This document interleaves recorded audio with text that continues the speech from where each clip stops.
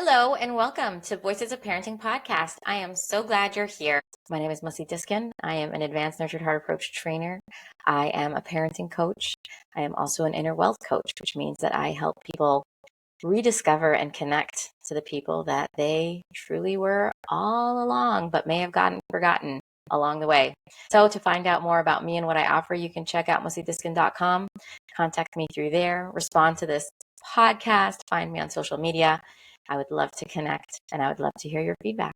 To sponsor a Voices of Parenting podcast episode, please reach out to energizinghearts@gmail.com. Thank you for being here, and I hope you enjoyed today's episode. We are back with Freddy for part 2 on community building and his passion of community. And I had a follow-up question that we didn't have time for last time. If you haven't listened yet, go back and listen to the recording we did together, the part 1. Freddie was kind of building this picture for us to understand that for people to really engage and participate in any communal setting, any, group gathering or group setting, there has to be a certain knowledge that they're safe, a certain experience that they're safe. And that we all kind of ask that question when we walk into any gathering, am I safe here? And is it safe to be me here? And so my question to Freddie was, you're doing all this stuff to help the audience know that they're safe by, not forcing them to do anything and allowing a lot of freedom and letting them know they have a choice in how much or how little they want to partake. But then how do you bridge the gap between that and actually getting them to take that first step? To show up, because we've all been on Zoom meetings where nobody, or even live meetings where nobody raises their hand. Nobody wants to be that first person, because until the question's answered, you don't know yet the answer of whether or not you're safe. Right. So sort of me being vulnerable and me being, myself fully and not being bossy or controlling or mean. How do I get them to buy in? There's so many different aspects to answer that. It's a great question. I want to start, I think, by saying, I think about this Muhammad Ali quote all the time. He says, the fight is won or lost long before I ever get in the ring. And I think that's true about this sort of thing. Like, this is the culture of a meeting, if we're talking about a virtual meeting, is set long before people actually show up at the meeting. It's their first introduction to you as a person. It's their first invitation to the event. It's, were they in a waiting room or did they come right in? Was there music playing? Were they greeted by name? It's all of those sorts of things that we can do to kind of set the tone. And then a whole nother avenue to think about is you as a facilitator, leader, teacher, parent, the person opening up the space. Are you being vulnerable? Are you being present? Are you, again, welcoming them in by name? Are you being here, or are you, looking off screen and you might be texting or looking at your calendar or planning the next event? How present are you? And then there's a whole nother avenue of like the art of how good is the question? How specific is it? How engaging is it? Like if I asked you a question, something like, right now, I'm just going to totally play act as though this was a one-on-one meeting. And I'm like, well, Mussi, what's going on in your life right now? Just go ahead and tell me, whatever you're thinking about. There's a lot of insecurity about that question. And if we don't know each other well, there's almost no way you're going to engage in any real level. You'll say something very superficial, or you just won't say anything. And that's not because I haven't built safety with you or not. That's just not a very good question. It's not specific enough. There's been no context set. So I was like, all right, well, Mussi, we are talking about community right now, and we're talking about how to engage community. I'm curious, when's a time that you were in a really engaging community where you felt comfortable talking? And can you give me just one thing that made you feel comfortable? I think you're going to be much more willing to engage in that question because it's very clear. And then if I was really doing this, I would even give you an example. So what's one thing that really made that community feel comfortable for you? Like for me, I really appreciate when I'm given a minute to think. And then when I have very clear directions, like share one story, share one takeaway, share one appreciation. So that's a lot. But to recap briefly, it doesn't happen in the moment. I think that's very true of so many things in parenting and teaching. Is the win or the loss is about how you enter the whole thing, your relationship, your persona, the ambiance of the meeting, the specificity of what you're asking. So there's all of that prep. And then like the quality of the question, and then modeling and being vulnerable as a leader and present as a leader. So if I'm like, and we do this all the time in Nurtured Heart too as a reset, but if I'm like, wait a second, I just forgot what I was trying to say. So I'm just going to reset for a minute. I'm going to take a deep breath. Okay.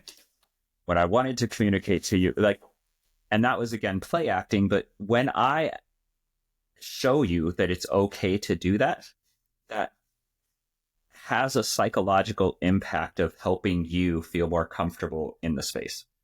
So that's my initial thoughts. For sure. And it's just fascinating how when you phrase the two different questions and you were like, what's going on with you? What are you thinking about?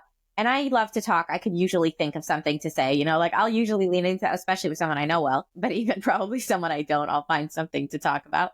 But when you said it was more of a scrambling, like, okay, so what? But when you said the specific question of like, when was a time that you saw community and what was it? One thing, and I immediately was like, wanted to answer. I was like, wait, you didn't give me a chance to answer. Like, I want to answer that.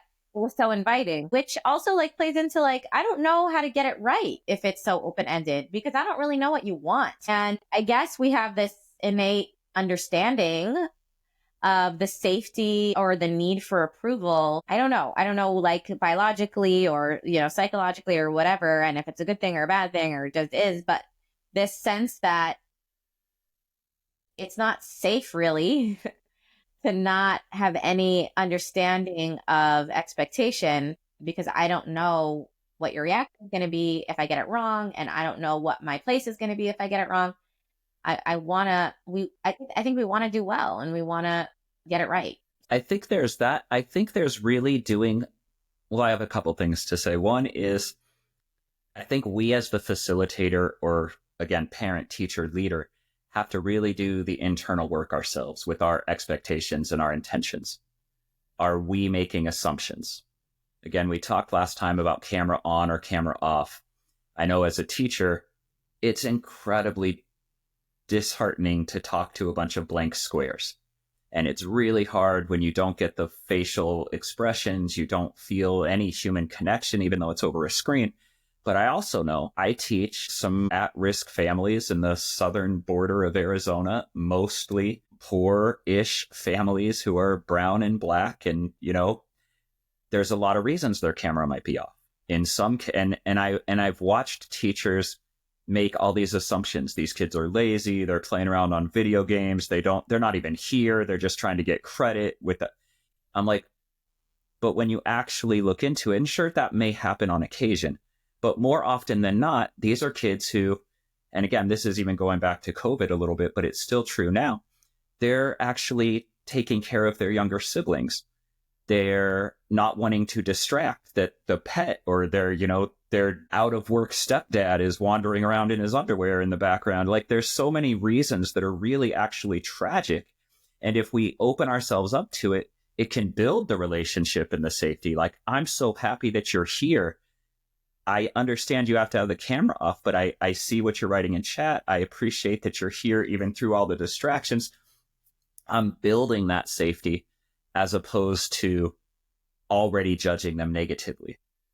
And I think similarly with when we want a response, like if there were 3 of us on the call and I ask a question and then Mussi answers and then person number 2 answers, there's a lot of psychological pressure now for that third person to answer. And I may or may not want them to.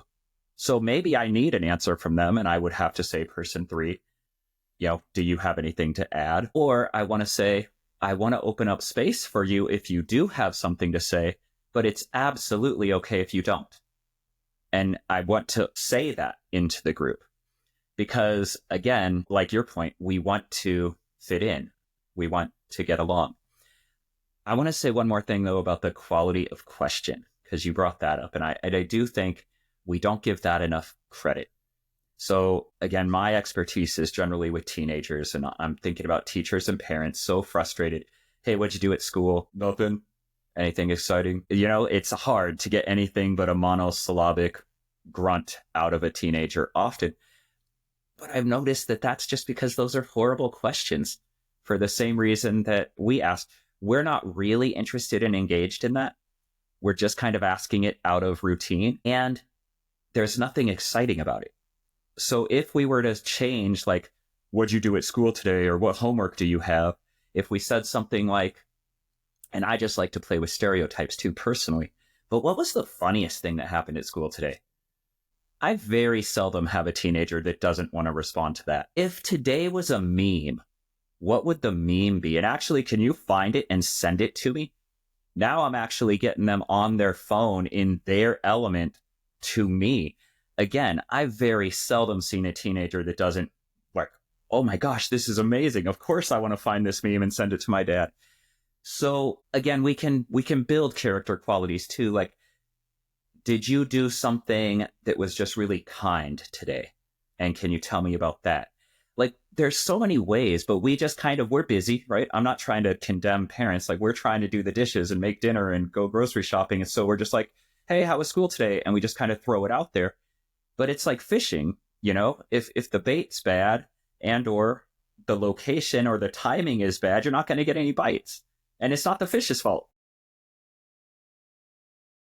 Yeah, this is a cool topic. I also read or heard once about like how if I'm really interested in something, I'll ask follow-up questions versus the feeling that whatever you shared is irrelevant or not so important when I jump to the next question right away. So if I'm like, what was something you did today that, stoked your intellect? And they go, we built pyramids out of Q-tips.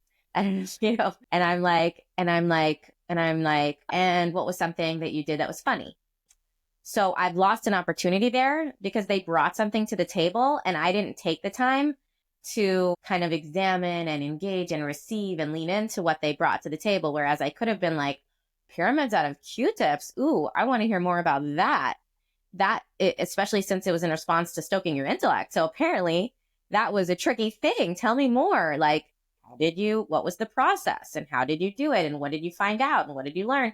And like really get into the Q-tips with them. What they've said now is so important and valuable to me, to someone else. And that translates as their experience being valuable and them being valuable. And it makes it more exciting to share things. I think we maybe, especially in like a parent-child dynamic, we've started a long time ago with, definitely with biological children. We started from the beginning and there's a lot of history there. They want to tell us stuff. Generally, it's natural, before the teenage years. And we kind of like put out that fire by lack of interest when they do.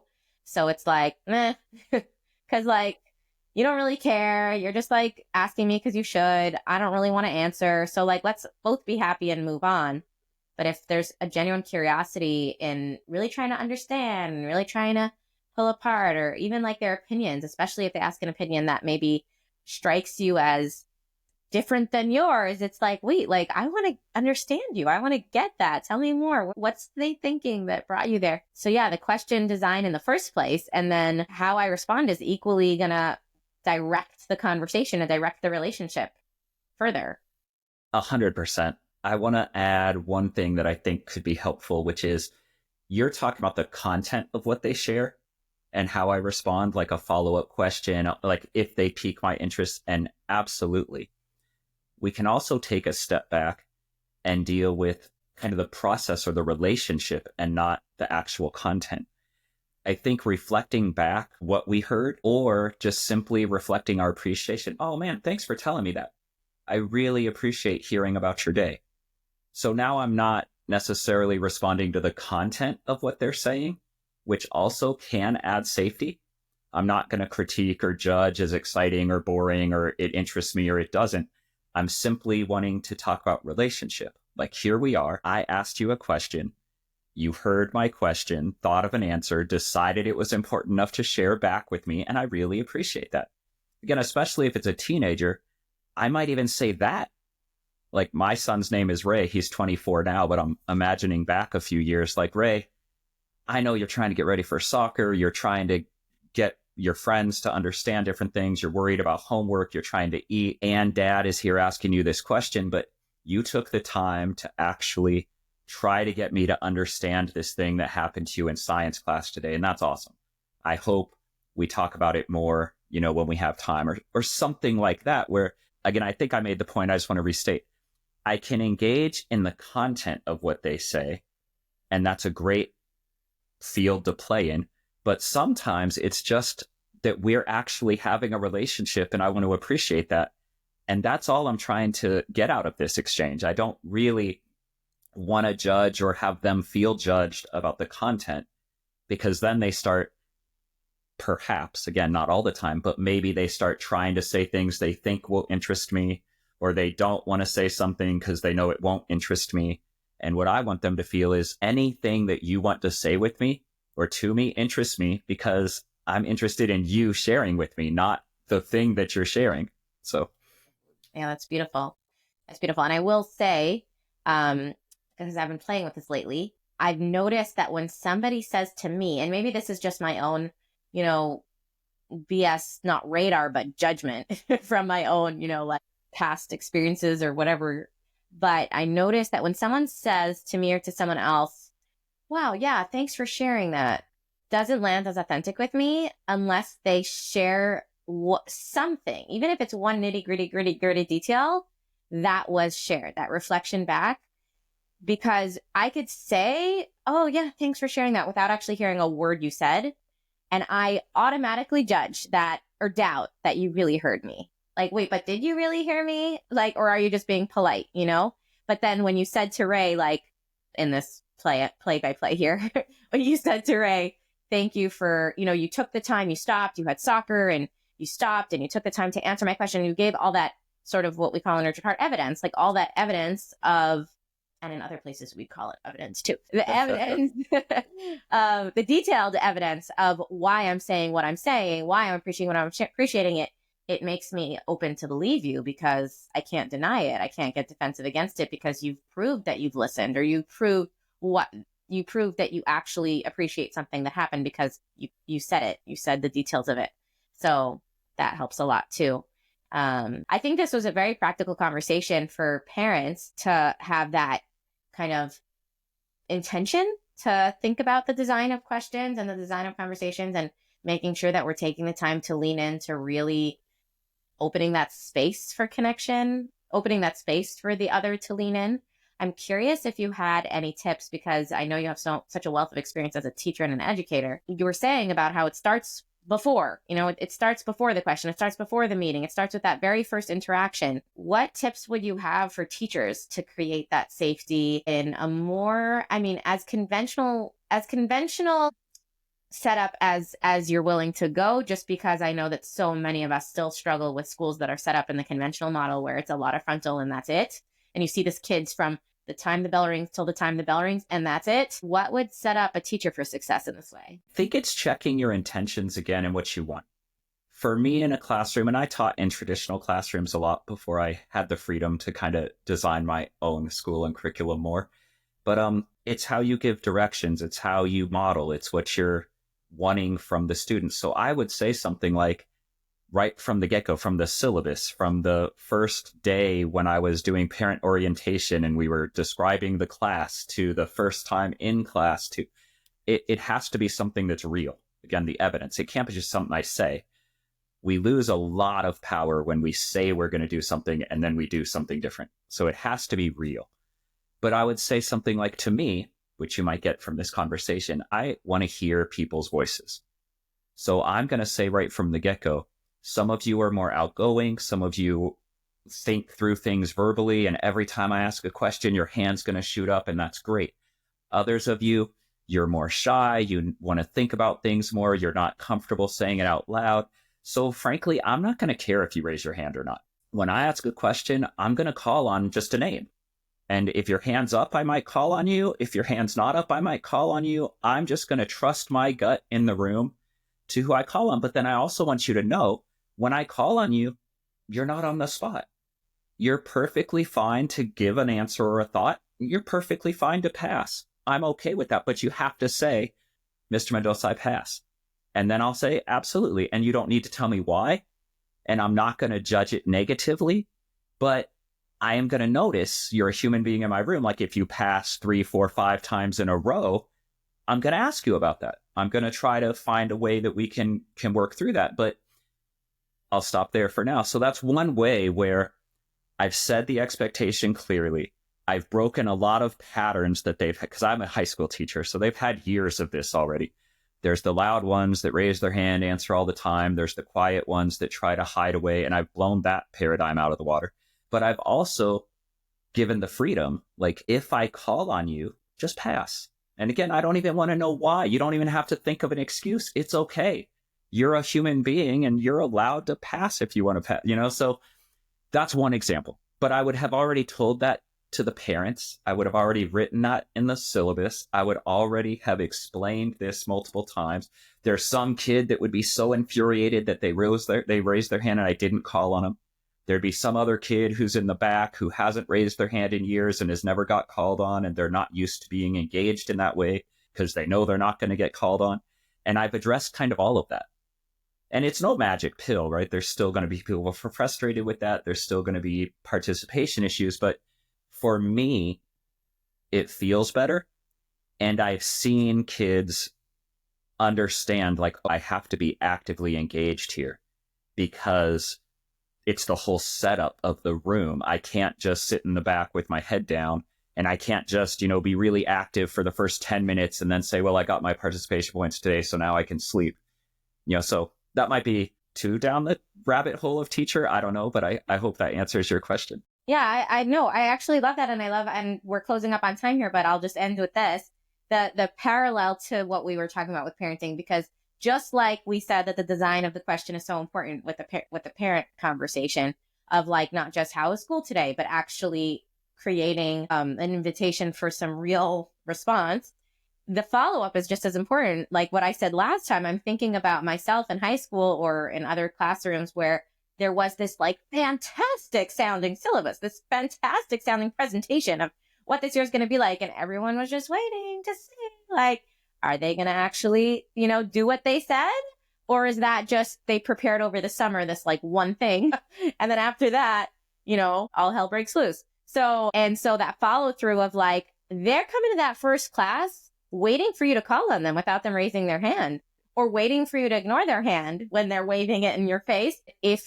That first class, if you do follow through and you do create the culture you said you'd create, that's also creating safety, because that's telling them that you mean what you say. They can count on you. You're reliable. You're a safe person. You're a safe adult. They know that what you say is what they can expect, so they can relax, put their guard down, because things aren't going to fly from them. And obviously keeping it up over time means you really mean it. You really care about it, which also is an invitation to the teacher, like you started, to really reflect on what you said was really reflect on what you want. Not on what the picture perfect syllabus looks like or what the perfect day rule speech looks like.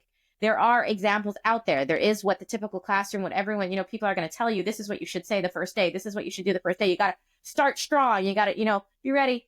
If it's not you and it's not the way you actually want to run your class and it's not what's important to you, then you're actually confusing everybody and you're not even serving yourself. Like, have that invitation to own your classroom and know this is your space. Even in that conventional, traditional classroom where you only have them from bell to bell, it's your space. Maybe you can't move the furniture. Maybe you can't, maybe you have material you have to cover.